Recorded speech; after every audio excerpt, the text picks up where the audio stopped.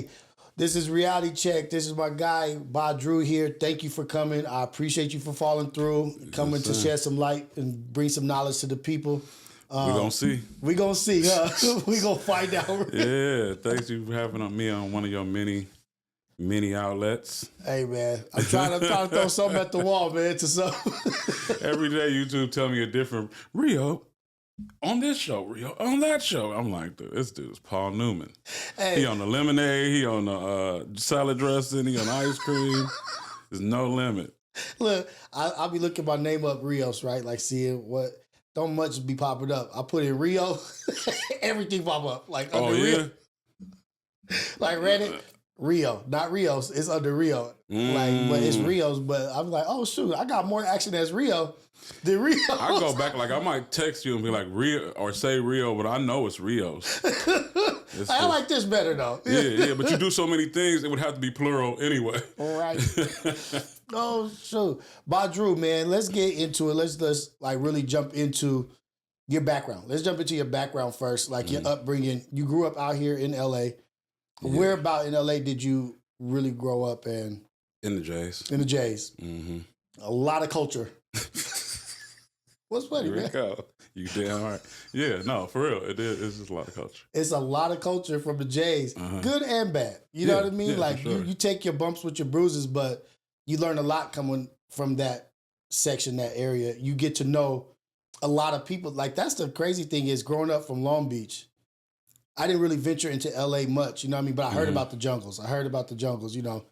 But as an adult in life, so many people that I run across in life are from the jungles. Or at least live there for a minute. Exactly. Yeah. Live there. Some has some partaking in the jungles. And it's like, dang, a lot of brothers, a lot of sisters came through here. You know what I mean? Like this was an avenue for us, survival, but we take from there where we are. And there's a lot of successful people from the J's. Yeah. And so from what did you go to school out here, right?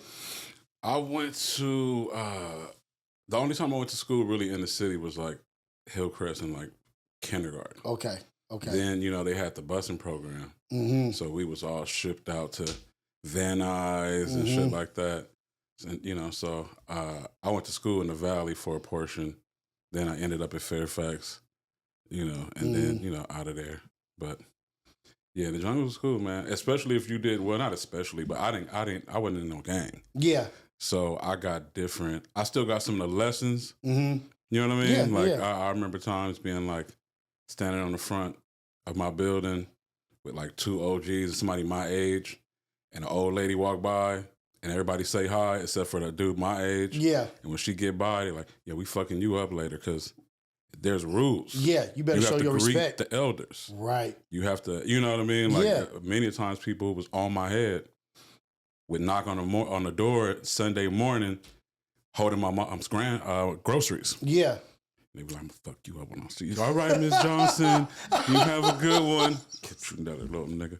I'm like, God damn. Oh, shit. So it was just certain things which I just learned, just man principles. Yeah. Community principles.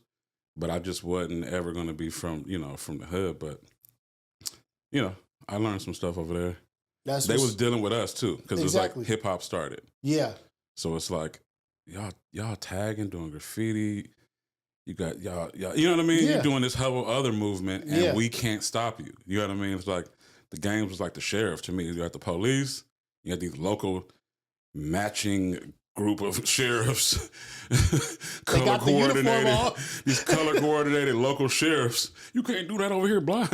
Right. Oh, sorry. Yeah, my bad. Okay, but yeah. So that's my beginning. It's in the J's. What advantages? Like we always talk to things like, dang, this is what happened here. This like in like the sad sob stories of what took place. Growing up in the J's, what advantages did it give you going outside of the community, like going to school out in the outskirts or wherever you were? Like, did it give you the mentality or like a perspective that people weren't really aware of? Yeah. I think two major ones were, one was, and it's funny in training day when he's Denzel is taking Hoyt into the J's for the first time. Yep. He's like, you know where you at? And he's like, yeah, they say don't come in here with nothing less than a platoon. The police weren't allowed to just do you however. Yeah. In our neighborhood. Right. You run, you go through that building, cut through the building, they pull up, open the gate. The older ladies would be like, you know, you should go home. Leave them boys alone. Like, they just weren't allowed to do you however. They weren't even allowed to come in there harassing. Exactly. You know what I mean? Because the community, not just the gang, but the community. Police itself a little bit. Really policed itself. You feel what I'm saying? So that was a cool thing. And then I felt like I had a double major because I'm with the niggas. And then I'm going to school in the Valley with the Valley kids. Yeah. So I'm getting like a look at their life, a taste of their life. But when I'm going back to the J's, like architecturally, our apartments are big. Big. That's what a lot of people don't know that.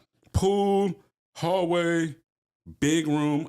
It messed me up my first time trying to find an apartment. I was like a bougie white kid. Like, what is this little thing? How much I charging for this?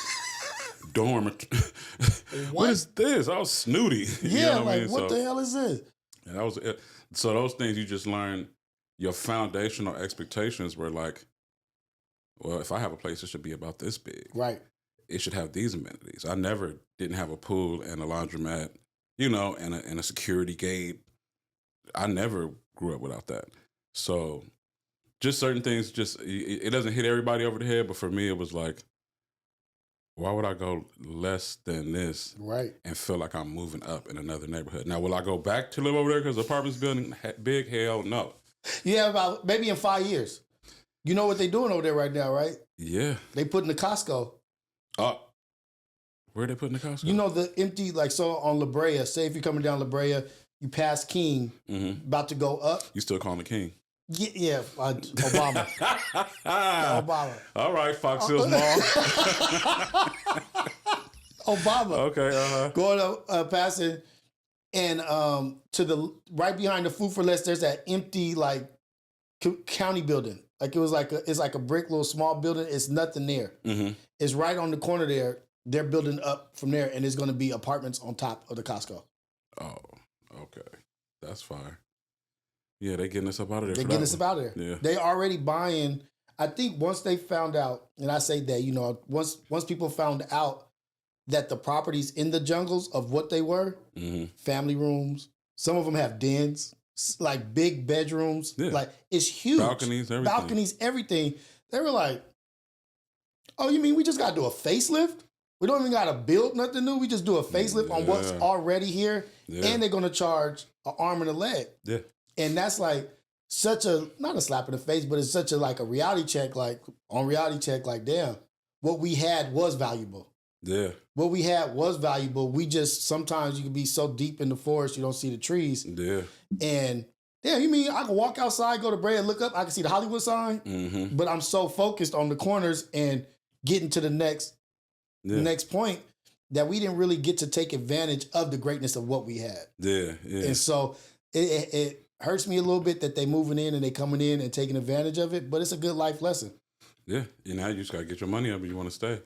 But they already jogging right through with their little dog on a daily already. Holding hands. Which I got a conspiracy theory on there. I feel like, let me tell you for real, Rios. I'm like, you know how people usually match their dog? Yeah. Over the years? It's like, they start looking like their dog.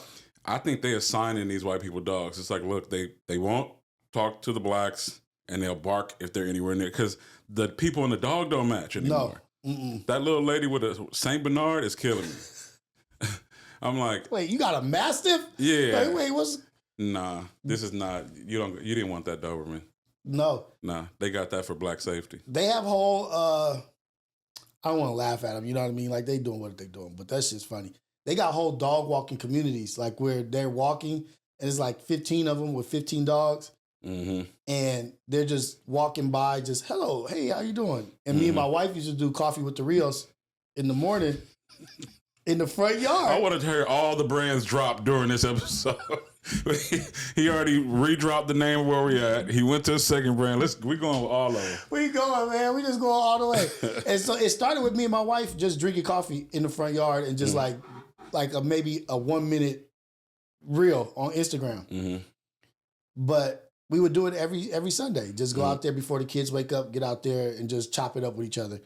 But then people started noticing that we were out there every Sunday, and they would walk by and start involving themselves in our conversations. You know what I mean? Like with their dogs coming up on our yard. Like there's a whole public part of the grass that's by the curb. Like we sitting on our yard. We don't want your dog sniffing and being, and I'm not trying to be against dogs or whatever, but it's provocative. You know what I mean? And when I walked up, I was like, that's luxury. Like a full hanging, beautiful, one-seater, like meditation swing. So, okay, that is luxury. So I started setting up my cane corsos on leashes where they could just go right to the sidewalk. So that... He said cane corso too. You are they around here? They're in the back. Okay. But I used to put them up just at the edge of the grass so people wouldn't feel comfortable enough to walk up to us and bother us. Like, dude, let us have our moment. Like, I like talking. Like, hey, how you doing? Have a good day. But don't start coming and talk to me about how you lost your job and this and that or this. Or like, just give us our moment. So that's how Coffee with Rios started.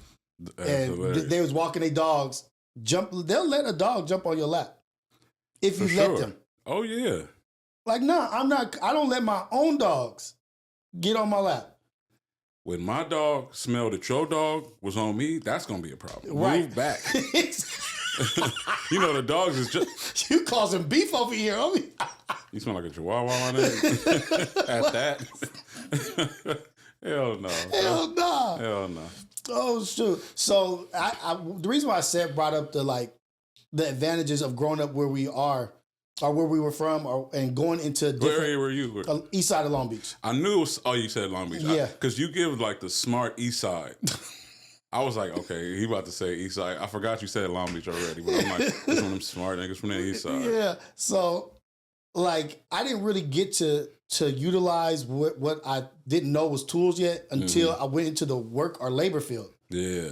And then, like, having to, like, really deal with other people daily. Yeah. Like, and so I started realizing, like, oh, they're not even up on what I'm up on. They're not even picking up on the cues. Not at all. They're just blinded, like dumb blinded to what's going on. I just would sit back and be like, oh, like almost get to witness a movie. You know what I mean? Like, oh, I'm entering in their movie that they're not even aware that I'm in this playing this game with them. Yeah. You know what I mean? Like, yeah, that's deep. And so I would use it to my advantage to like entertain myself so that my day wasn't boring.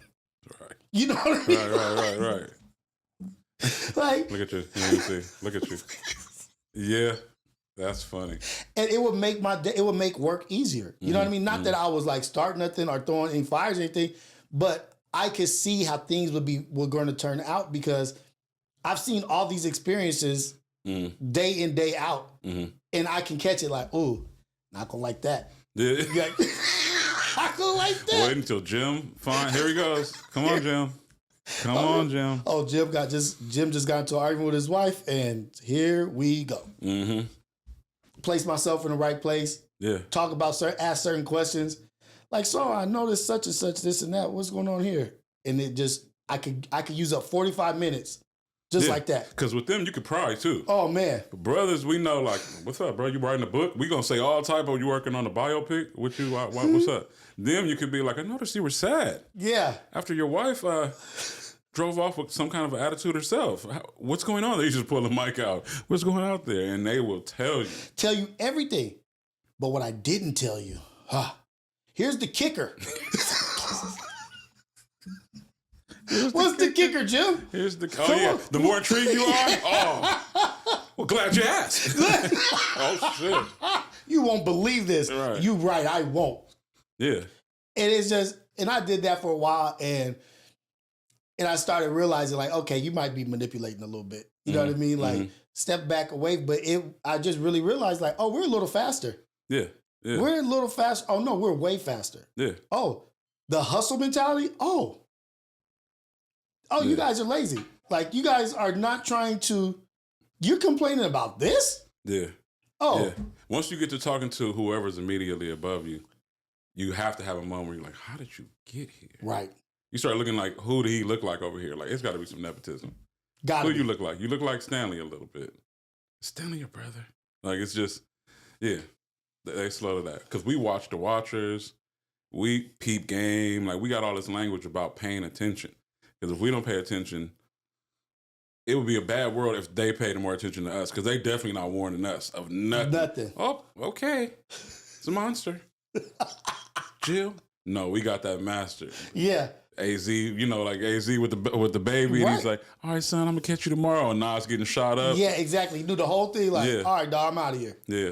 The whole thing takes place, and having that advantage is once you realize that some of the things that you thought were disadvantages are advantages in life, you start moving differently. Like, okay, I am equipped.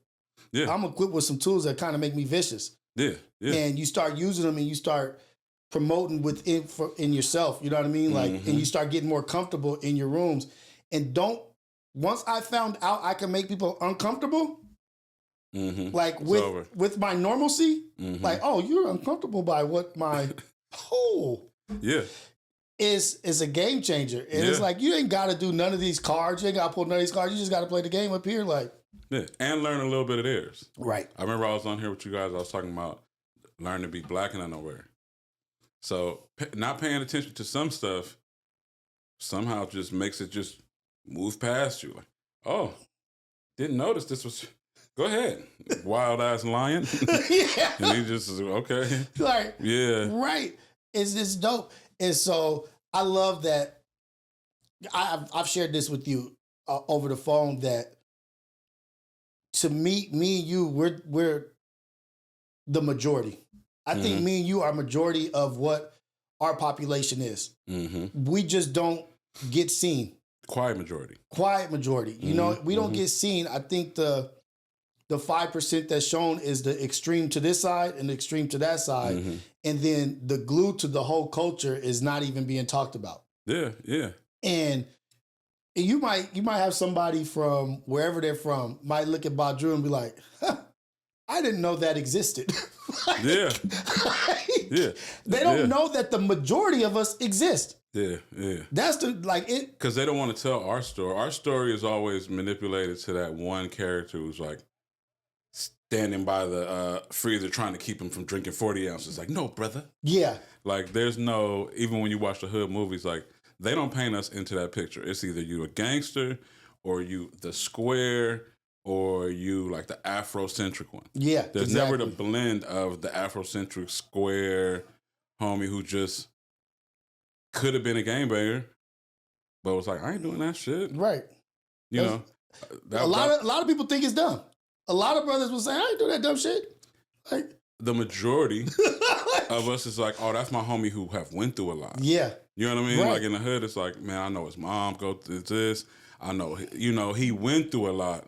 So he kind of need this other structure to find what his strength's going to be out of these things that are underdeveloped about him. Right. Like, okay, yeah, you got hands, but in life, the people who are going to do most damage to you don't have hands. You're not being imprisoned by all UFC fighters. Right. These just regular white dudes. You know what I mean? Like, who's passing down the judgment and everything. But they just... Yeah, it's just the other homies. Exactly. It's not like everybody over here gangbang. Oh my God, life would be jail if everybody gangbang. You know what I mean? Like, but I remember growing up in the J's and talking to one of my friends who's passed now, and his dad, T. Rogers, who's also passed, and I had on like a blue T-shirt, some jeans, and some white shoes, and he literally was like, "Why he get to dress like that?" Like, damn. And I'm like, oh, I got a couple of freedoms you don't got. But also, I'm outside of the hood, so I can't be matching y'all riding the bus everywhere, and people think because I match how y'all have to all because I got y'all uniform on. Yeah, and I just as a man, I never was with matching my friends. We all wear burgundy. No. If I got to wear fuchsia, I am not dressing like y'all. So. Yeah. But it was just a couple of just freedoms that I had, not aligning, with my other friends, because I'm not saying they're not all friends, but I have friends from everywhere. You know what I mean? So I'm not going to dress like any of y'all completely. I'm going to dress like what my feeling is for the day. You know what I mean? So, yeah. Is that just a disposition that you may have in general as well? Not just aligning with that, like, you know what? I'm going to be an individual thinker and see what fits me best. What do I like? Like, what am I comfortable in doing. Because if it's outside that, I'm not doing it. Yeah, that's me. I'm an artist first. Okay. So, like, I started out a painter, some graffiti art, more down that lane. You know what I mean? So, I'm not trying to necessarily... Copying in our world is the crime. Right. You know what I mean? Right. It's like, dude, you need to learn how to create something. Starting with yourself and how you show up and how you appear to the world. You know what I mean? And if you cannot, especially in the 90s, you cannot be mistaken identity with them. Because when they pull up, I got to be able to just do that little scoot. Yeah. And then they be like, well, everybody with red is going with me. Yeah, exactly. You know what I mean? Exactly. So, and then I'm out. So, but our similarities is what made me stand up for it. Yeah. Because y'all banging for something, I'm banging for something too. Yeah. But it's just individualism. It's just, you know, to not be a part of that particular bullshit. I'm a part of another bit of bullshit. You know what I mean? Because vandalizing shit obviously got its own, you know, ups and downs. But yeah. I just had to do my own thing. It wasn't even really a clear, I'm not going to be like y'all. It's like, nah, I'm just not like y'all. Right. You know, it feel more limited. Right. And the cold part is I fell into the trap of that. You know what I mean? Like just seeking other stuff. You know what I mean? Seeking brotherhood or seeking a fellowship or whatever. But what I feel like is not ever talked about is the respect from the group seeing the individual. Yeah. No one talks about that. No one talks about the respect that is given to the brother that's being the individual. It's always like, oh, the hood is mad that you going on to make more of yourself. They supporting us. It is such a respect level and such a support there. Like, hey, nah, Badru's doing his thing. You gonna get DP for messing with him. Yep. Just you ain't got no future. He does. He's going after it. I benefit from a lot of that. Man, let him do his thing. Right. He already is an annoyance anyway. We kind of don't want you in the group because you don't know when to shut the fuck up. You know what I mean? Like, I'll be like, man, I'm thinking about it. It's no insurance at all. Like, shut up, go. You play too much. You joke too much. Do your thing. I always felt like supported in doing like the hip hop shit, and it was new. So like in our neighborhood, and a lot of neighborhoods in LA, you walking through with a group of 4 or 5 other young men, the local gang will be like, hold on, let's pull around. Who is this? What is going on here? And I was allowed a ton of that. Like we had our own little hood house in the hood. Yeah. So people would be like, man, you sure I can come over there? I'm like, yeah, just let me know you're on your way. Right. So I can look out for you. But once they see that you with us, they just going to be like, backpackers. Yeah. Bumperheads, whatever the name was at the time. And then give us some, you know, space to represent the neighborhood in a musical way. Yeah. An artistic way. Because we still were, you know, from these different areas. But my route, I wasn't trying to go to jail. Right. You know what I mean? Nah. So there was a lot of passes. And I don't know why. Well, I do know why it's not talked about because they want to paint the picture the way they want to paint the picture. But the members have a certain set of thinking as well because there is a certain amount of community thought there. Like if he does good, that's good for us. If he does good, that's good for our people. But there's never that. I think they're not giving the humanity aspect to the person, to the people. You know what I mean? Like they don't want people to look in a humane way. Yeah, I may make mistakes or I may act out in this way and have lived by this code, but there is a humanity there. Yeah. You know what I mean? But you don't want people to look at us with that humanity. Yeah. Like, oh, you just think we just out here just zooed out, like we in a zoo.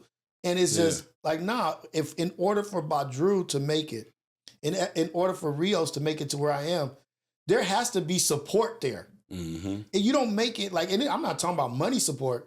I mean, allowing you to walk here. Allow like, hey, back up. This has to happen. And sometimes money. Yes, exactly. I've been bought equipment. Like I know you in the hood, you know who to go to. Yeah. To get some equipment. Yeah. Oh man, I'm trying to be a photographer, bro. Yeah, exactly. Don't nobody have 1,000, 2,000.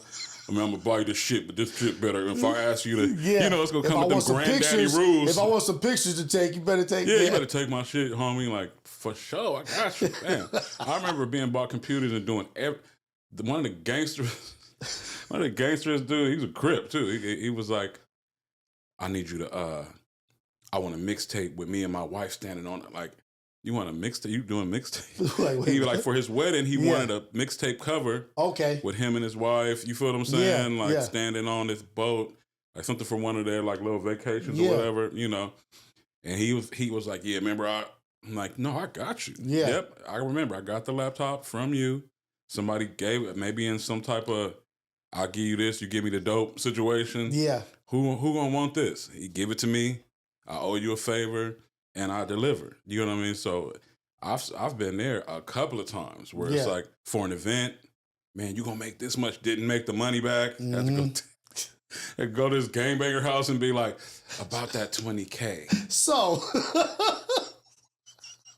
motherfuckers out here fickle as fuck, dog. Like you start fickle. What you mean? Fickle? What you mean? Yeah, man. We probably have to make it back on the next one. On the next one. On the next. What you mean the next one? Yeah. Then you gotta. This ain't like a brick, my nigga. Yeah. This ain't the dope thing. Yeah. But you know. That's also, and I don't know how we get here, but it also talks to the business acumen, how we learn business. Mm-hmm. You know what I mean? Like the infrastructure that we learn and how we learn product, produce, pay back, like overhead. Yeah, exactly. Exactly. And the sense of urgency around paying back. It was a big urgency. Yeah, like, dude, this ain't like Visa.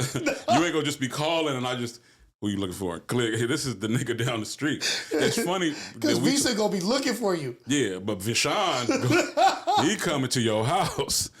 Yeah, and it's funny, we talking about how people don't understand that connection. Mm-hmm. But even me telling the story, I had a vision of who each person was, and I didn't say their name because I don't know if they want that attention. You see what I'm saying? 100%. Even though it's a super good thing. That's kind of how we get in that hole. Yeah. Because I could think of multiple people, like OGs, you know what I mean? Like, who were like, oh, here. I know he ain't gonna be mad. Like Wacko. People don't talk about him a lot. Me and my boy Polly Rob wrote a movie just randomly. We gonna write a movie, right? We wrote a movie. Look up how to do scripts. We looking up how to do scripts. We done sold him on the movie. He showed up with all the cameras. What? Didn't make one movie. Didn't make a music video, a commercial, an infomercial, a reel. Nothing. We could have started Reels with Rios and something, but he bought it. You know what I mean? Yeah. And don't throw it up. He's only thrown it up once. I've heard him like, I remember I bought, but he bought it. You feel what I'm saying? So, and many other people, T. Rogers has bought stuff. Just a couple of brothers. It was just like, here, I'm gonna support what you're doing. You know what I mean? And we went on to like do nothing with it. Yeah, but you figure some shit out. But like, we figured some shit out. Yeah, learn what works, what doesn't work. Oh, this might not be our avenue. Yeah, so shout out to them. Shout out to them for letting you survive your mistakes. Surviving. I always bring up did my reality check with my dad, and he was talking about like his addictions and shit. I was telling him to give some advice. He was like, and one of the things that I've been using and holding on to is survive your mistakes. You know what I mean? Shout out to them for letting you survive and letting you learn from your mistakes. You know what I mean? Like, I know he didn't intentionally burn me. Like, that wasn't something he intended to do. He's not snaking me. Yeah. He's right here, dumbass, sitting right here talking about. Yeah. I'm glad, and I'm as a civilian, like, okay, please don't let him bring me into this DP world. I don't want to get deep. Yeah, I'm not trying to get disciplined today. Yeah, you know what I mean? Not today. Not today. So you had shared a cool story with me about like, and this is what I really respect about you is that you speak your mind and you say some real stuff. Like you dropping dimes, dropping gems, and you asking people are letting it be aware, what is your value and what are you bringing to the table? Mm-hmm. What are you doing here? You know what I mean? Like, I love that story, and we don't have to talk about that, but what is the benefit of being able to have enough confidence to tell people, like, what are you doing? Like, what do you got planned? What is this? What are you taking up this space about? That's the dope thing that they don't cover about how we grow up, because there's not just one way to become like an OG in our communities. Right. You do your stuff enough, you get enough accolades, you take a risk on yourself, and you start making moves that the others can't make. You know what I mean? And you start being able to say something. Yeah. And you're getting older, you know what I mean? And it holds weight. Yeah, and it's just so a lot of my friends who have gone that other route, I've 100% been like, yo, what are you doing? Like, because if you go into my event and you getting it free, I'm taking you out. Like this is like a date. Yeah, it's on my dime. It's on my dime. You see what I'm saying? So how many of these are going to be on my dime? We on the same man principles. Right. We got there through different roads, but no, I'm a black man. I'm not letting affiliations raise somebody above me. Period. Yeah, exactly. How you show up as an individual is what we're doing, right? So many times, even my older homies, who some of them are like the killer one that nobody wants to just say anything wild to. Man, we've had some good arguments. Oh, shoot. Man, over and over, just random ones where I know, like, this the knockout homie. Yeah. And it's just the day where it's like, dude, what the fuck did you do? Because it can't be fighting. Yeah. Because I don't need a security guard. Right. I can fight too. Like, we're not doing that. Oh, well, it's just, man, you need to figure out some shit that's important to what we doing to be here or what somebody else doing and go over there. Mm-hmm. And sooner or later, they like, man, remember when you told me? Like, yeah. But I'm also willing to stand on it with you. Yeah. So you trying to learn Photoshop or something? You trying to learn how to be a manager? I pick out their career sometimes. Right. Hey, bro, stop hanging out with all these rappers. You don't rap. And your opinion don't ever turn into expertise.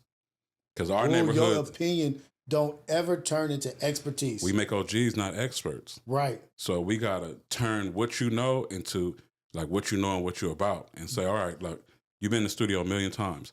Pay attention to the ones who are good. Yeah. And then tell the ones who are not to do that. Exactly. Then you get a percentage off of that. And it may be a royalty-based thing. And you're going to have these dollars that come to you over time.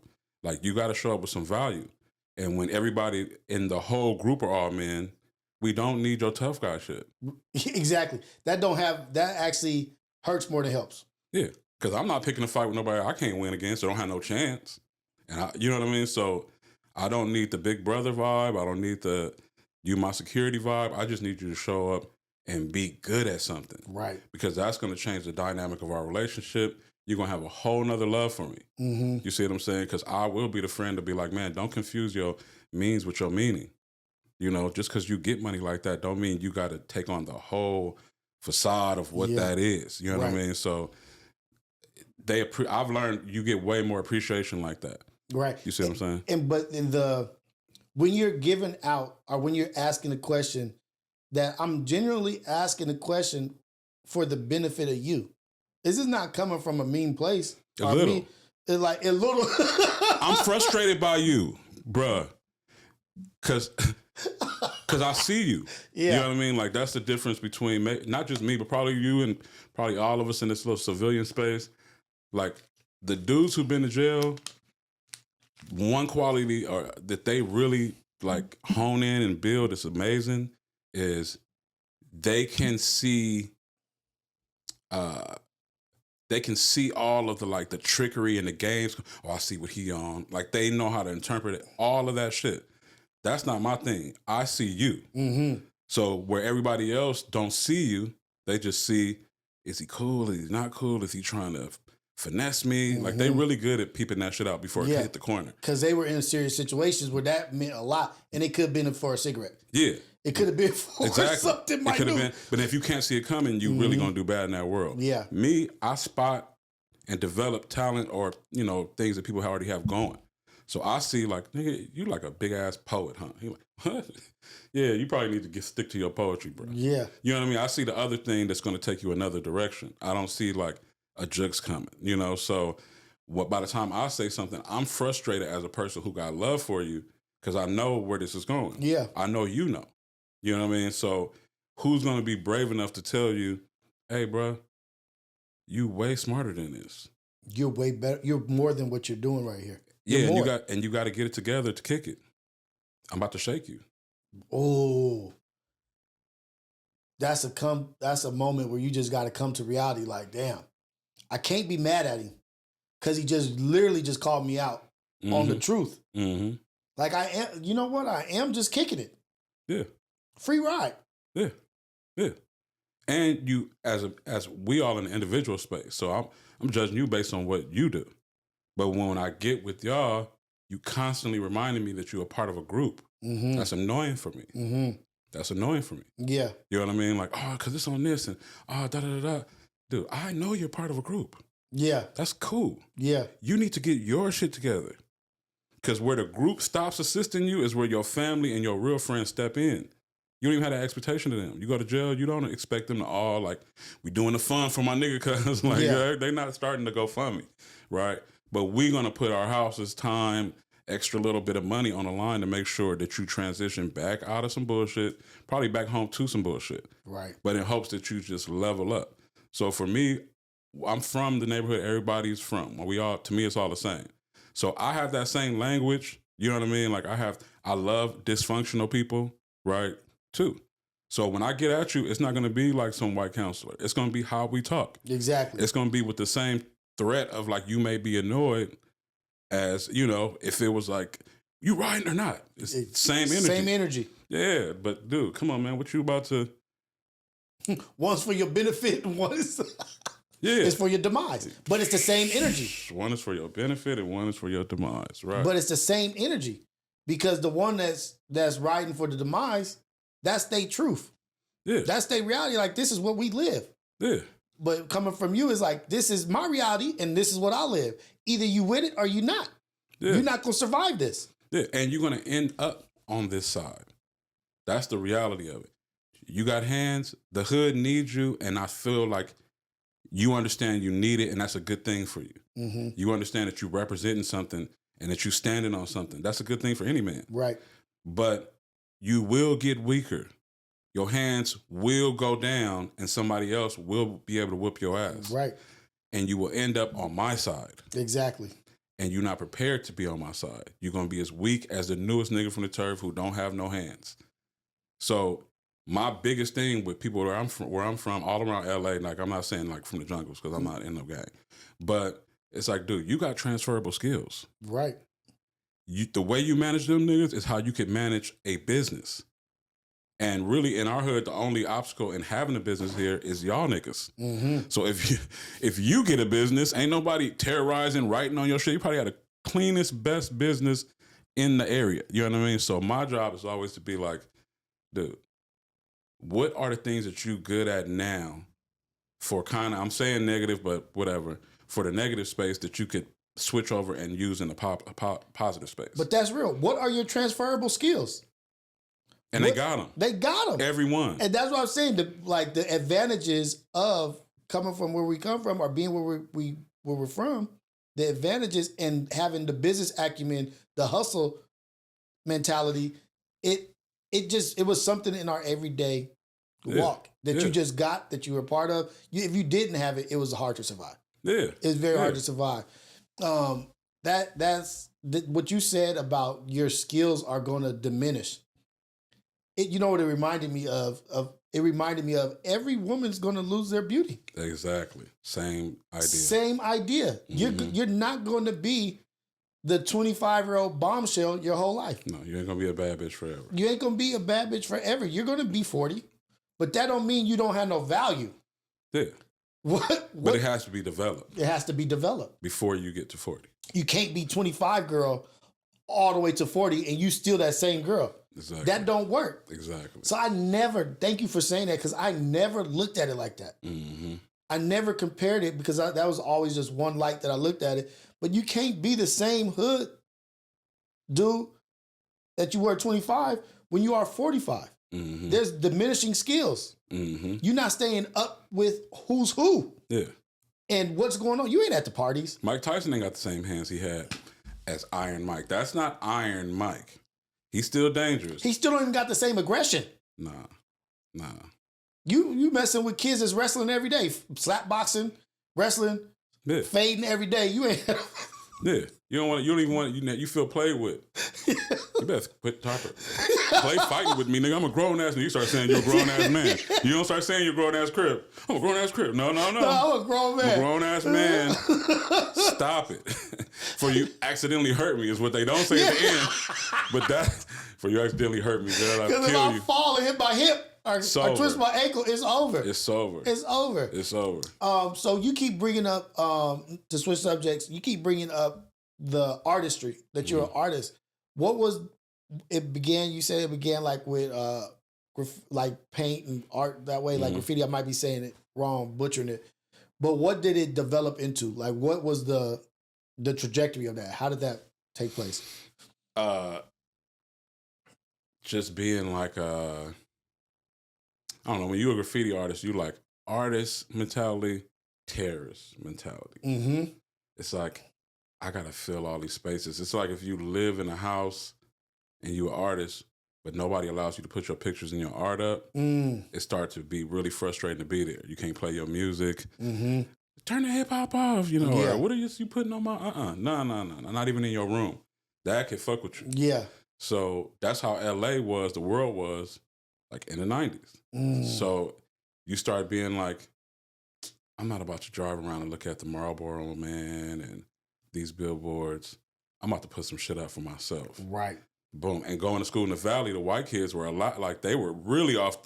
Dude, we're going to fucking go paint the whole. Yeah, they were rebellious. They were rebellious for sure. Yeah, and then going to Fairfax, it was like, they had got permits to paint every building on the city. The owners were like, you could do graffiti here. You could do, you see what I'm saying? So that's why when you drive down there, it's all in every alley. It's on the fronts of all the businesses. Like, it's still like that. So we start being like, man, I'm about to start putting my images out of my head onto these walls. And it's not about me getting the props for it, because I'm going to do it and be gone. When somebody like it, I won't be nowhere around. Right. But I did it. You know what I mean? Put in the work. And then that turned into working in like music and ad space. So I put up billboards. That's the poetry of it. It's like, dude, I put up so many billboards for things, which with my actual artwork for a client. Really? Yeah, for shows, for products, whatever. And it's the same payoff. Like, oh, I'm driving down the street. Nobody gonna ever know. I designed all of these billboards that are nationwide, but it's the same space. I would have climbed up there and painted over somebody else's shit if it was, another time. So knowing how to think art at scale, knowing color philosophies, knowing, how to make impact, or where did you drive by and it still catch you, you know what I mean? Yeah. Put me into, that's a transferable skill. Right. Right. So I went into doing a lot of advertising, I put out a gang of records, but, just as being the homie who listened to the good one, like I'm telling the gangsters to do, like, no, listen to who's bomb and tell the people who weak that. I turned that into my full career, and I've had traveled the world doing it. You know what I mean? So the art thing, just a passion, and then, like I said, transferable skills, and then a job thing. So when I'm looking for something to do, it's not far off from shit I learned doing graph or doing, Yeah. It's not far off at all. So, okay. So started there, the transferable skill. When did the transferable skill meet the opportunity? Like, when did it meet the, like, wait, I could do this professionally, or I can transfer what I know here to this. When did that happen? From like 17, but okay, just not ever thinking anything is off limits. Mm-hmm. Oh, I could do that better than, being like competitive. Yeah. Right? Like, I could do it better than that company. How much does they get paid for that? You are playing. It's like, wait, what? 5 figures. Like, what? Like, I was getting arrested for that. The fine was 5 figures. The fine was 5 figures. The penalty was 5 figures. And now you mean I'm getting to pocket that? Yeah. And then just going like being a leader and not being afraid to speak up. Many, many times just going, well, how y'all do this? How much that costs? I could do that. And can't really at the time. Like, and then I really coming to Lamert, going to Chaos Network over here with Ben Caldwell, right? Yeah. I was from a tagging crew called K-Dub, right? Okay. And this is not our area, Lamert, right? Yeah. So the Troubles would be in Lamert. This is before they were a gang, right? So for whatever reason, I would have to get through this area, even though I wasn't supposed to be in the area, hoping nobody gonna be like, hey, that's, whatever. And I ended up meeting Ben Caldwell, and he ended up like being intrigued by the art side. And he's like, I want you to come learn Photoshop. I'm like, okay. Never been on a computer at this point. If I wanted some letters that I didn't draw, I was cutting them out, printing them, cutting them out, pasting it, and then photocopying it. And then that was the flyer, right? Like, I want you to come. I got all of them. He's a professor from Cal Arts. So he's like, yeah, I want you to come learn these programs or whatever. I'm like, all right, cool. I had another friend also. I'm like, all right, we're going to come. He's like, only thing is, like, in 3 weeks, I'm going to want you guys to take what you learned and help teach this graduating class about the programs and the use of the program. That's dope. I'm like, the graduating class? We do not even old enough to be the graduating class, you know. But got there, and he understood that once these minds get this and see it as a tool, the philosophy on how to use it is higher than what they would get from a teacher. Right. And because we were novice, we were not doing everything correct, but we had a process for everything. Yeah. So even though they would be like, well, all you got to do is use this and that. Like, I know, but we're not doing that. Yeah, it's not leaving space for my creativity. Yeah, we want you to feel the process.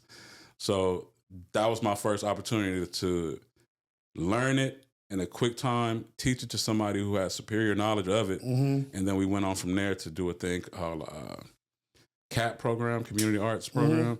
And then we had kids from Audubon and all of that. We were just teaching them art every week from this time to that time after school. But we learning to be able to teach the next day. Yeah. You know what I mean? So he definitely led us into the graphic design. Then I took some classes to be better. You know what I mean? But sparked, like, oh, there's a path for this. Sparked and placed.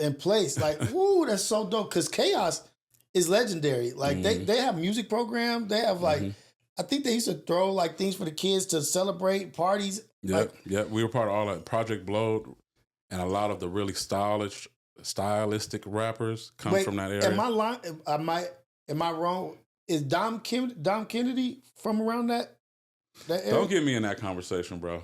Okay. I'm not part of that. That is a controversial conversation. Really? Yeah. But I met him a couple of times, and I definitely respect that he's the most popular name associated with Leimert Park. But there is that element of, like, Project Blowed is like the Rutgers Park of rapping. Okay. So imagine you in Harlem and I'm a ball player from Harlem. Yeah. But nobody at Rutgers ever seen you play. Oh, okay. So then, you know what I mean? Yeah. So, and then I was general manager for a long time. So it's just like people ask me, like, oh, is he really? I used to get that a lot. Yeah. Especially when he was new. Yeah. And at first I would say no because I didn't know. You know, then over time I just like, yo, I'll let that conversation be for the rappers for the most part. Yeah.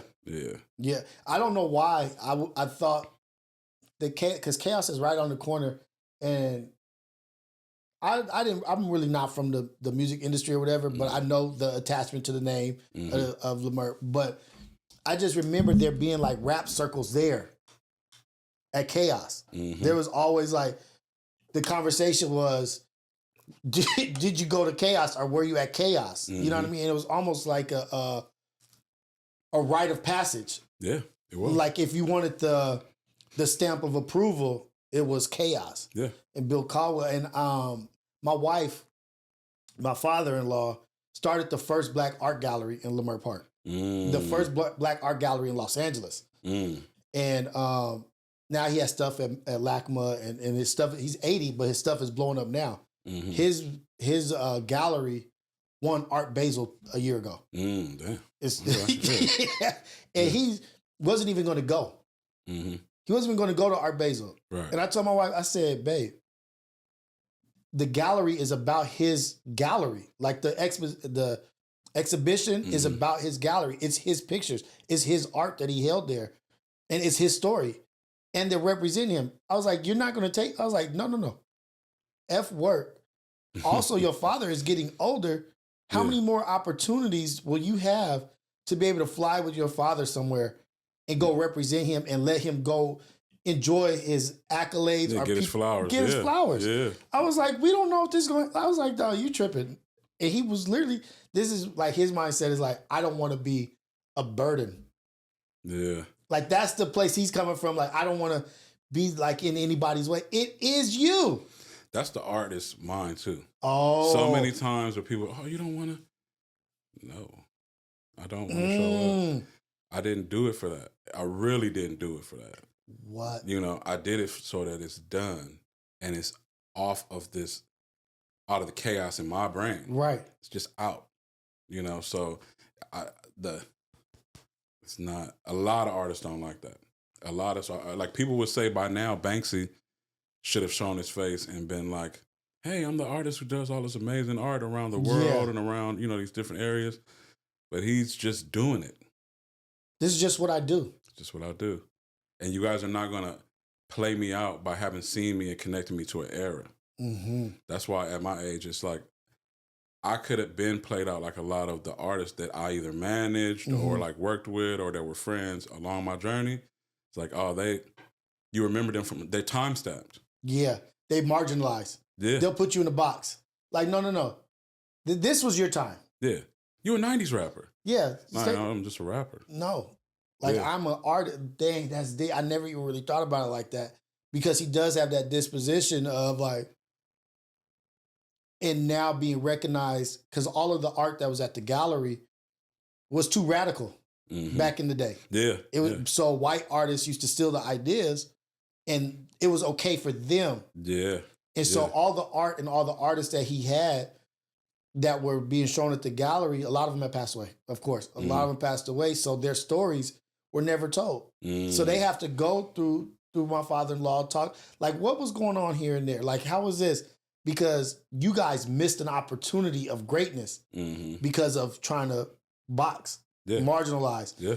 And now you're trying to go and accumulate all of this art now. Now you want it all now, and you're trying to get it by any means necessary, pay the dollar amount. And my father-in-law is one of the last living ones. Yeah. And his brother in Baltimore. And that's dope. There's art in LACMA right now that he had buried in his backyard in South Central, in the dirt. That's dope. See, those are the stories. When you also artists, you like, that's legendary. You had the dope buried in the back, but it wasn't actual dope. Let's go. Let's go. Yeah. And he literally, because it was not paper mache, but he had missiles that are there right now that I think are traveling like different museums right now. Like it's on tour. But it was, just let's say for lack of better words, like it's a clay paper mache type things, and you bury it, it keeps it cool and reserves it. So there's literally art in LACMA or on tour that has South Central dirt on it. Yeah. He retired teacher from Dorsey. Hey, okay. You know, worked his I went to Dorsey for one day. What? Oh, God damn. Whoa. I'm out of here, buddy. I'm out of here. Yeah. But I'm starting to put it together like, oh, okay.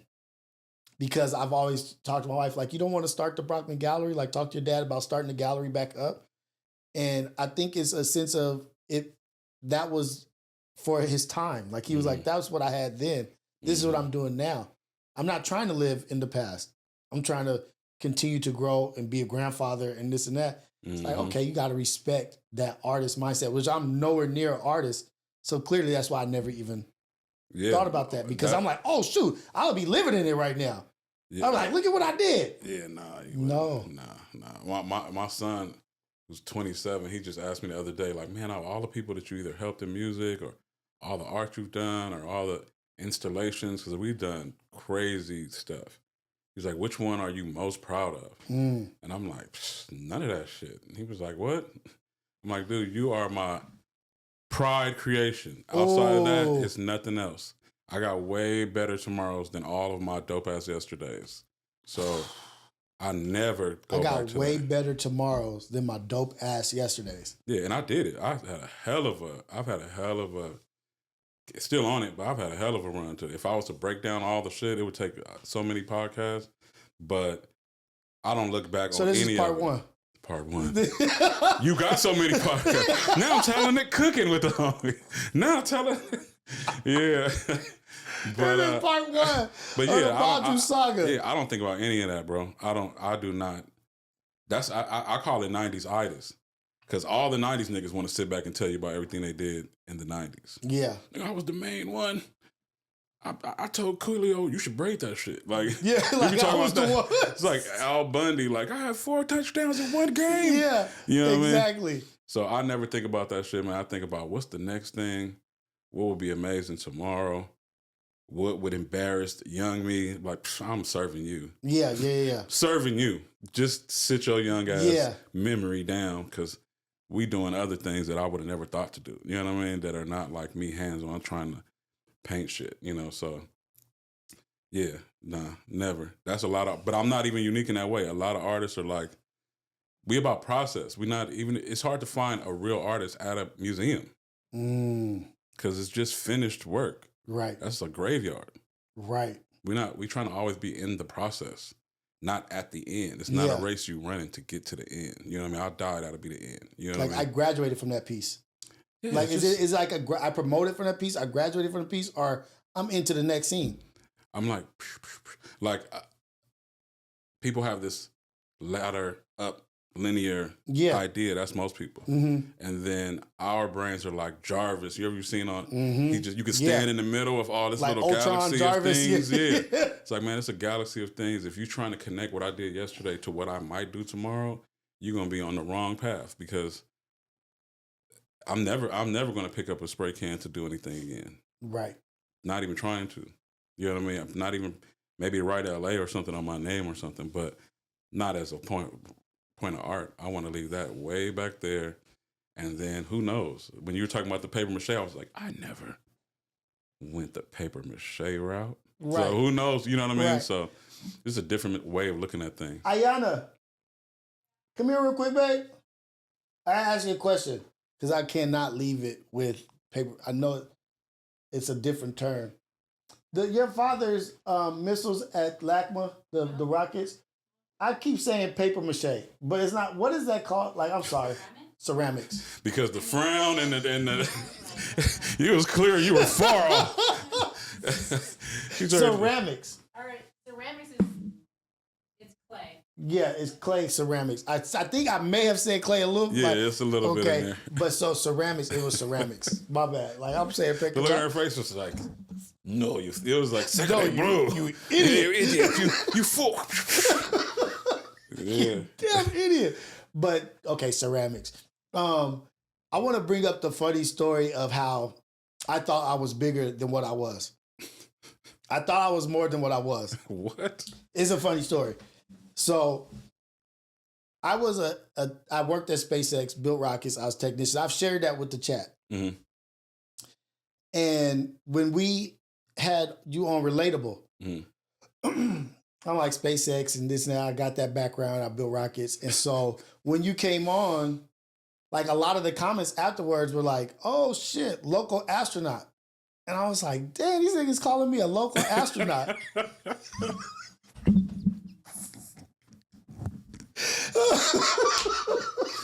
Oh my God. They calling me a local astronaut, like, oh, and in my head I'm like, oh man, I'm just a humble technician. You know?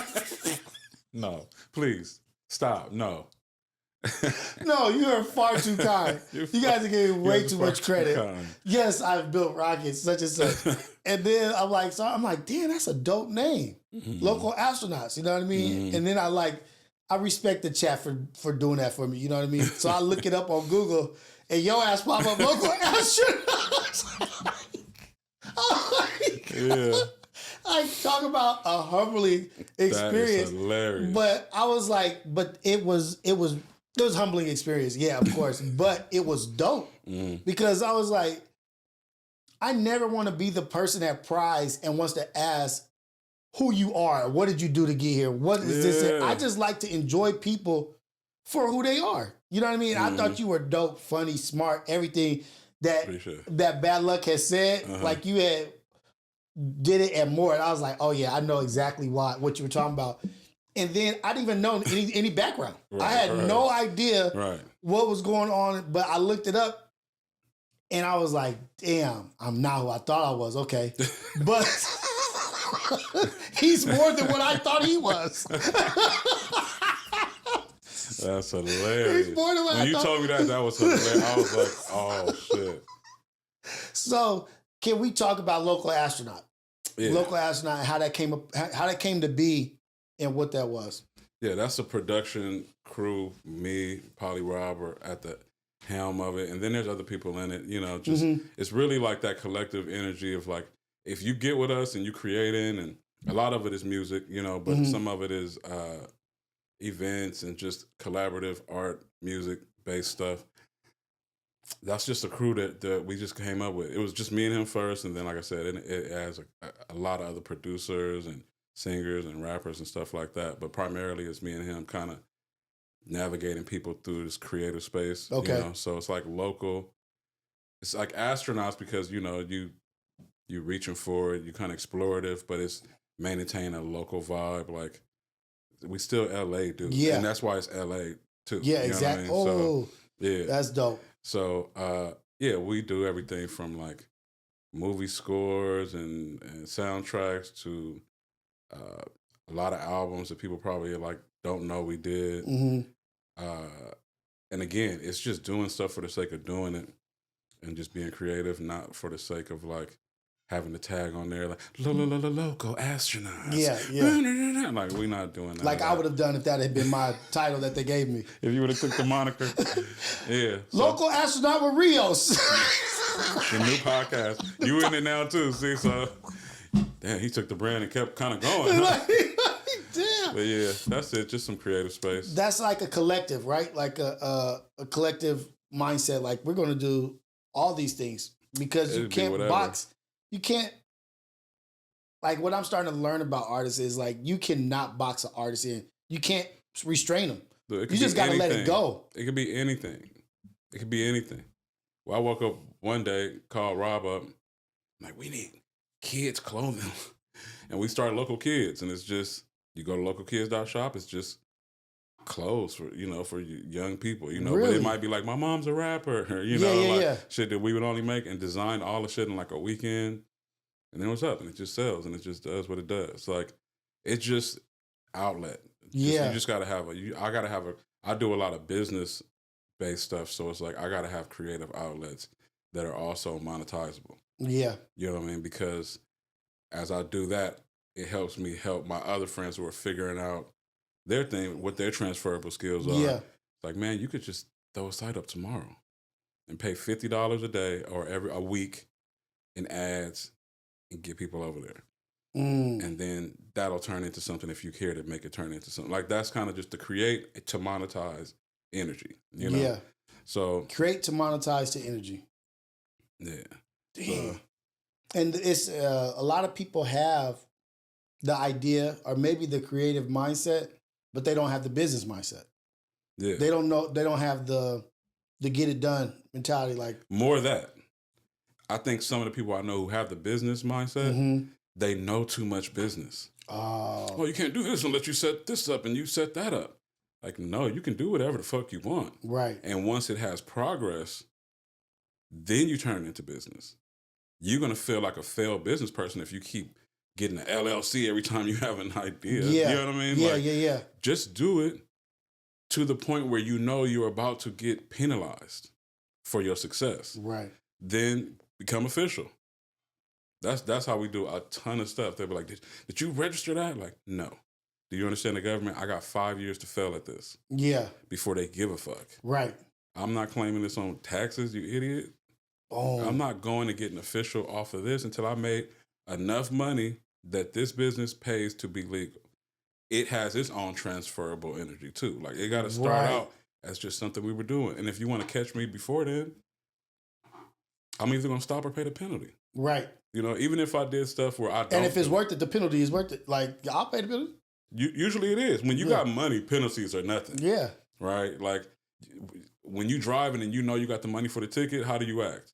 And if you don't write me this ticket so I can go on by my way. Yeah. I'm trying to get my Starbucks, homie. Just do your thing. Right, right. So once you're making the money, you don't care about penalties.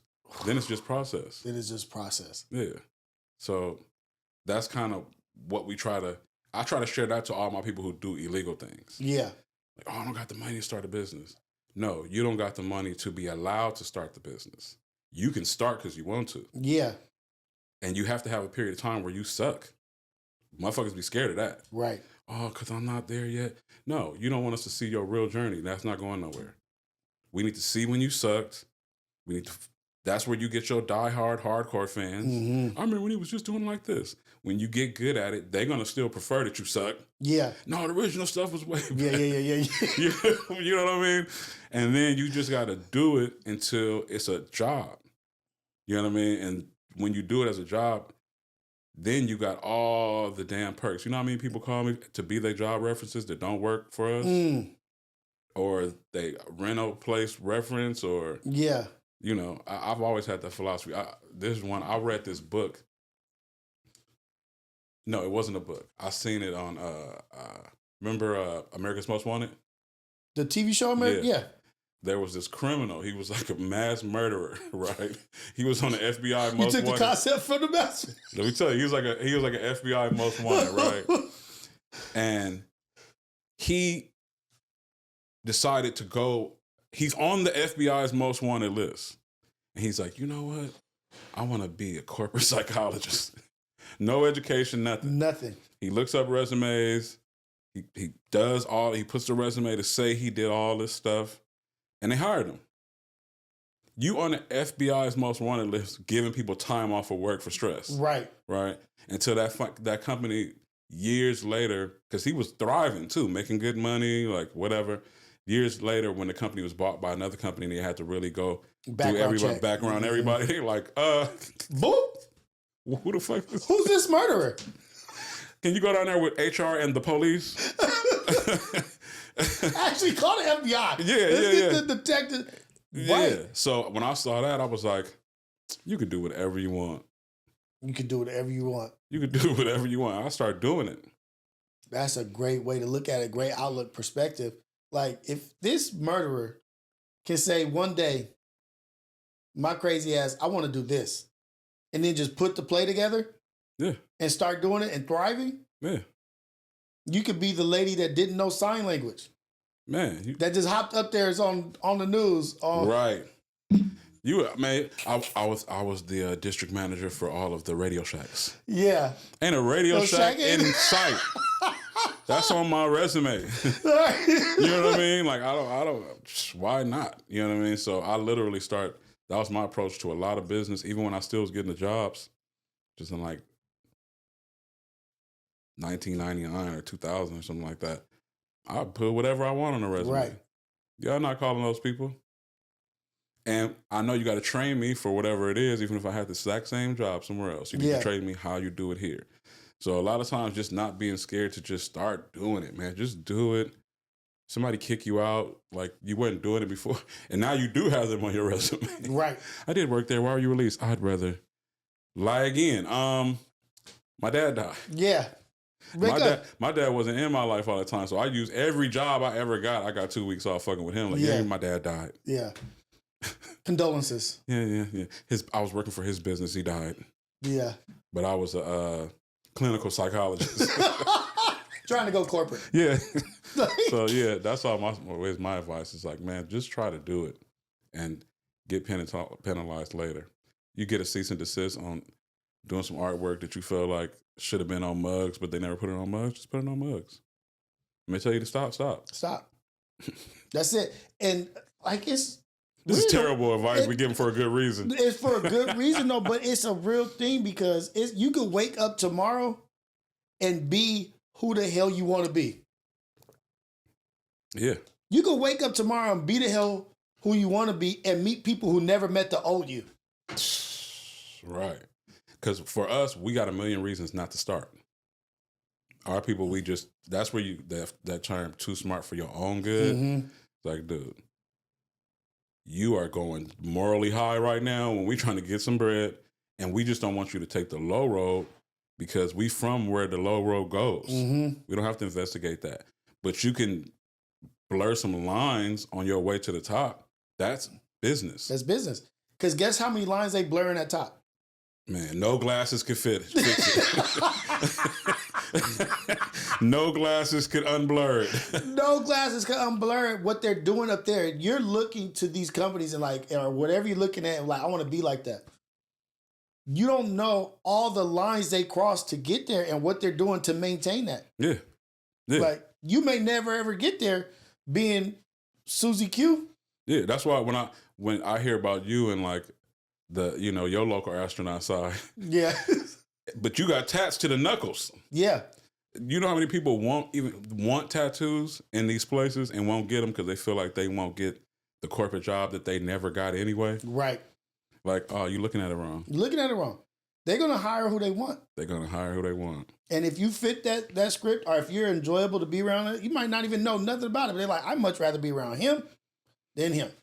Because the reality is, a lot of times they're picking their social circle at that interview. Yeah. That's the real shit. That's the point. That's real. I want to be around him, you know? And a lot of times, the funny part is we go into the interviews and we be like, hey, Jim. And it's like, okay, we got to stop this. We know that we know when a white person is acting black, right? Right. Well, look at them. But we think that they don't know when we acting white. Dude, come on. I just talked about this with Luck. I just told him, I was like, dude, what if we're in Bizarro World? What if everybody code switches when they see us? Like, oh shit, here comes Badru. They're saying all kinds of shit about like talking, and it may not even be racist stuff. It may just be shit they're not comfortable saying around us. The bros and all the shit that they say. Once you get comfortable, you're like, he didn't just learn this. Yeah.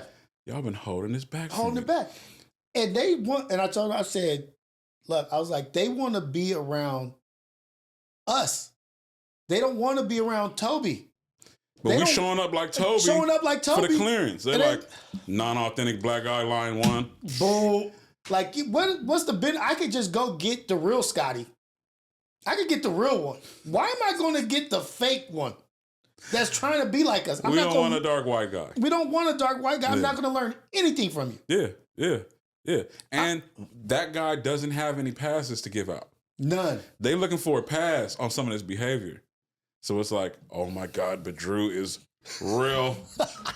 He's going to fucking check me. He's going to let me know just how far I can go. Oh, shit. Oh, man. Hey, babe, got my ass whooped by Badru today. He really put me in line. Yeah. Like, yeah. I got black man today. Yeah. You know, and they're like, that's the experience they want. Like, they don't want you dumbed down. Actually, they want you all the way in full effect. They want a safe and authentic interaction with a black person. The safety is that job. I still can fire him. I run it up here. Yeah. But if he's capable and actually black, 2 wins. 2 wins. 2 wins. I could show him off. And the thing is, there's no violation because he won't fuck with me when I hit a boundary. He's going to be like, come on, knock it off. Fuck you up real quick. Yeah, exactly. Don't fuck me up. I love it. I love it. Fuck me up. Babe was this close. Yeah. I saw it. And that was I always think about code switching on us. You know what I mean? Like how we code switch or how people code switch. They think they go to a job and behave a certain way. They don't want to be around that. But then I flipped it. I was like, what if they're code switching? What if they're like, I was like, what if they're like, man, Badru's black ass is so funny. Like, it's not a racist statement. Yeah. It might be an honest statement but they may say those things, but will never say it around you. Man, because they're afraid of the repercussions. Yeah. Like, they're not even being freely funny. Yeah. Yeah. No, yep. They hold like, gosh, I wish you would just blacken up a bit so I can let my shit out. What you think I listen to when I go home? What you think I'm watching? God dang, how do you think I know you? Dang, yeah, man, I'm cooler than he is, and I'm getting frustrated. Right, I'm cooler than you, Badru. Yeah, no, dude. Let me tell you, I had this one, my last job ever. They had the corporate office was in North Carolina. Okay. And one of the people that they flew out, like one of the high level, executives, they wanted him to come fix our location. Yeah. Right. And he was clearly a Nazi, like tatted up, clearly bolts on the neck. Like, there's no guessing to this. Yeah, you know what I mean. And got there, and everybody there kind of knew me as the pro-black one. So it was like WrestleMania announcements. I can't wait to, oh my God, when Badru catches this dude, this is about to be some shit. And I met him, and of course, initially I'm standoff. I'm like, oh, okay, fuck you. Fuck you, yeah. And he's like, fuck you. Yeah. You know what I mean? And then one day we walk in, and we had gained like the first little report we got, he violated. Yeah. He called one of my friends. He was like, she's such a label whore, right? Because she kept wearing Fendi, Gucci, and all the shit. He's like, fucking label whore. I was like, come on, we got to have that talk, bro. He's like, what? Oh, I wasn't trying to. It's not about her being black. I'm like, I know, but you can't call her no type of whore to me. Yeah. Right? Like, okay. He's like, because he's trying to explain where he's from. I'm like, look, let me tell you. Exactly. You're a whitey, white. I'm a black. I love my truck. You see, I was driving a Bronco at the time with OJ. You seen my truck? You complimented my truck? He's like, yeah. I'm like, I like my dog. You like your dog. I prefer not to really date yours. You prefer not to really date mine, right? We have all these things that align, right? We should get along better than everybody. Right. Because you ain't going to see a black booty walk by and be like, that's right. Yeah. Oh my God. Yeah. Do that. Yeah. Do that. Right. That's my initials. Yeah. My last name Umi. But, and over time, people would see us like in the break room talking or whatever, and they'll be like, what the hell is going on? But it's like, no. How did this we know dichotomy each other's boundaries. Yeah. We understand where the other is coming from. I'm good with you as an individual, but we have our politics around this thing is I would rather live with all mine, you would rather live with all yours. If we both could achieve that, we'd be happy. Exactly how we wanted it. You know what I mean? So but we could still be cool. We could still be hella cool. And we were. We just talked about neutral man things. You know what I mean? Like sports.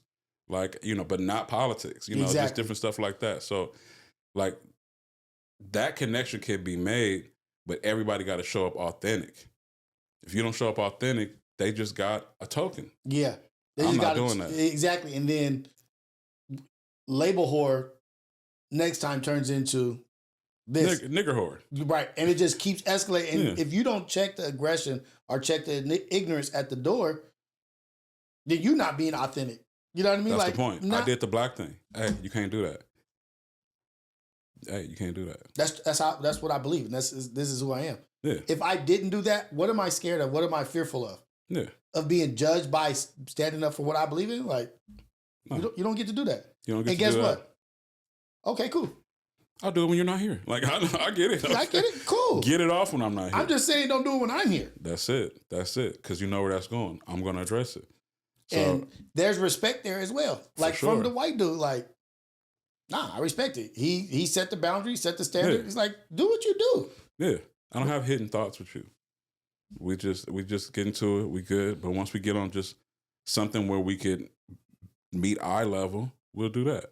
Certain stuff, I understand it. You would go that way. I would go that way. Exactly. You know what I mean? So I worked with a dude, and he was on the critical movement team, which is like big cranes, moving stuff, moving everything heavy, whatever. And good old boy, missing 2 fingers, big old blonde beard, big dude. Everybody was scared of him. And everybody knew that he had a roughness behind him towards everybody else that wasn't him. And I was like, shit, that ain't too far off all of us. Like, yeah. We're going to get along just fine. So I went up to him because my thing is I have to meet shit head on. Yeah. You know what I mean? I can't meet it sideways. I got to get this out the way. We either move forward or we don't. And so I was like, you don't like black people? oh, fuck. He's like, I'm not tripping. I'm not tripping. You don't like black people? Is that where you from or what? And he opened up about his history from the desert area, like where they just shoot up and do drink. And he was like, I don't not like black people. He's like, there's certain things that I don't agree with. Yeah. I was like, damn, that's how I feel about white people. Dude, every time you talk to somebody you think is racist, there's always some point where they're like, well, not everybody. Like, it's some weird logic is still in there. You know what I mean? It's there. Yeah. And so the thing was, like, I checked him on it, and then we had like you said, like an even median, like a line that we didn't cross. But as we developed our relationship, I learned shit about them that I wouldn't have known had I not talked to him. and he learned shit about us that did not happen, even though he still was who he was. He's the kind of guy, he was like, if I get cancer today, I'm going on a pedophile murdering spree. That's hilarious. That's it. That was who he was. He's right. like, I have the truck, I have this, and I'm going through, and I don't care. I was like, I don't even care if it's stage 4 cancer. A little bit curable. Nope, I don't want it. I don't want it. Yeah. I'm going on my rampage. And so if people tripped out so much off of us that like we would see each other, like, hey, what's going on? You know what I mean? And just being cool with each other, that people would be like, yeah, you just can't be afraid of people. Like, talk to them. They'll be surprised by that, but then we go home to a neighborhood where we got our own killers who is like, why are you talking to Dottie Loke? You know what I mean? It's like, because, man, I'm not afraid of him. And I'm making a point. I'm hoping he hears the point. Like, if anything, like I said, I was annoying to a lot of the game makers. So they'd be like, man, nigga, I keep trying to tell you something, you stupid ass nigga. I'm like, but you didn't say cuz. Shut up, cuz. Oh, damn. Yeah. They can't help it. But you know what I mean? Hey, baby. Is that time? Okay. 10 minutes? Okay. See, when you got the family production, the producer just came in. Yes. Cut us. All right, you guys have babbled far too long. Here with Rios on reality. Our new podcast, Wrap It Up Rios. Wrap It Up Rios. This is the 10-minute segment, right? Oh, shit. But yeah, so I'm dressed a little bit nicer. I got a shirt that I'm going to put on. I'm going to a high school interview with my daughter and going to present. Is that close with you? Nah. That's getting to it. Getting to it, right? Elevating your brand. Yeah. The family brand. Yeah, exactly. Yeah. But dude, I really would love to make this more than what it just was, more than just one time. I would like to have a part 1, part 2. Got to. Because you got so much, like you said, it would take 1,000 podcasts for your story to be told. I got them. We need more civilian podcasts from niggas from the hood. Exactly. Yeah. Exactly. Yeah. And it's much needed. And just the perspective, the outlook, the gems, the dimes that you drop. And we've only scratched the surface of what you've done. Right. Either one of us. And I got to say, because I first came, before we leave, because I could see it's actually, you could see it on camera. Mm-hmm. Y'all see he got boots on. Yeah. Let's grow the boots, brothers. Let's grow the boots. I'm still out here with goddamn Vans on. Red Wings, man. This is my favorite shoes. Red Wing boots are my favorite shoes. I got a black and brown one of these. Where it's like a Red Wing store? Mm-hmm. Yep. $275. Yeah. And they last forever. They have a lifetime warranty. Mm-hmm. Go get them clean whenever you want. See? Y'all thought Red Wings was only... Right. I learned that from Russell. Yeah, no, I learned that from my guy Russell, the crane operator. Hilarious. See, ask your racist friends for dressing advice. Nah, that's dope because I definitely was like, man, how many tennis shoes? I'm like, sneakers I'm gonna have. Right. I'm like, I literally don't have any, of that style to just wear because that's what it was I was gonna wear today. Yeah. So I'm gonna probably go to Red Wings when I leave here. Yeah, and the thing is... Wait, they got them out here? Yeah, there's one in Culver City. Culver City, okay. They got a store right there, and the dude that's the manager there is a brother. Okay. Yeah. I know every time we walk in, okay. You got an interview? I'll get them ready for you tomorrow. They'll be ready tomorrow. It's like, you can't walk out the same day? No, they got to do a whole thing. They restore them. They take care of you. Nice. Mm-hmm. So if you took those back right now, they'd be like, oh, we fix them up and get them back. Oh, yeah, see? Yeah.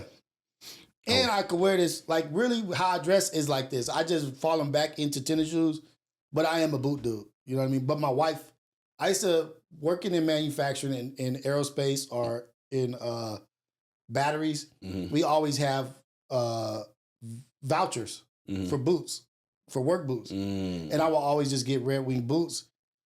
And my wife would throw them away. Like if I got a new pair, she would throw away the old pair. I'm like, I'm trying to build up my boot collection. And See, I don't even know he had a boot collection. See, what you're going to find out about him, too, when I show up. He got a boot collection. A boot collection. And so you don't ever have to throw Red Wings away. Right. Because they'll always restore them. They'll always fix them. Yeah, Timberland's like that, too, right? Are they? Yeah, I think you can always take Timberland. See, that's dope. We learn something every day. But this is just chapter 1 of 32. I got to get you all the other podcasts. Got to get you on with the. I got one in perfect perspective with the 2 girls. You'll love that. I saw. You'll love that. You'll have a blast for that. Yeah, you have a blast. They both are. Anya is hilarious. Javonda is like more straight. I need to be on the Rios Network tour. Yeah, we go. I stopped by all the things.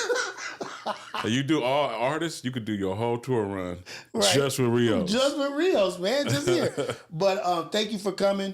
We chopped this up. This is an hour and a half. We got much, much more to talk about. I got so many more questions for you. You know what I mean? Let's go. And the questions, it's not even for the chat or for the viewers. It's literally. Hey, let's do it, man. So how can I better myself? Doing a little Zen Jackson. How can I better this platform? What do I need to do? But in all reality, all actuality, I really appreciate you. No jokes aside. No, thanks. I value your opinion. I value what you do. I value what you've accomplished. And like you said, your dope days of yesterday don't compare to your amazing days of tomorrow. Yeah, we getting there. Let's go. Man, appreciate you, bro. Hey, man, for sure.